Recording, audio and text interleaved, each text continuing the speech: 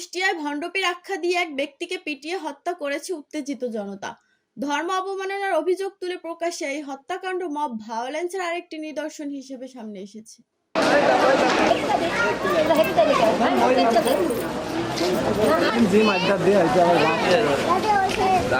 স্থানীয়রা বলেছেন, অভিযুক্ত ব্যক্তির বিরুদ্ধে ধর্মীয় অনুভূতিতে আঘাতের অভিযোগ তোলে একদল লোক।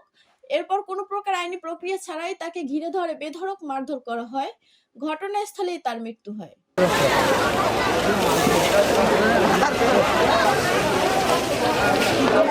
পুলিশ জানিয়েছে, তারা ঘটনাস্থলে থাকলেও পরিস্থিতি নিয়ন্ত্রণ করা সম্ভব হয়নি।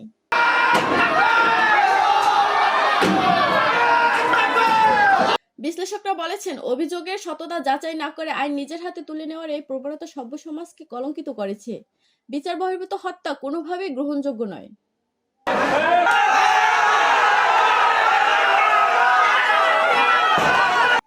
ধর্ম অবমাননার অভিযোগ থাকলে তার বিচার করার দায়িত্ব আদালতের।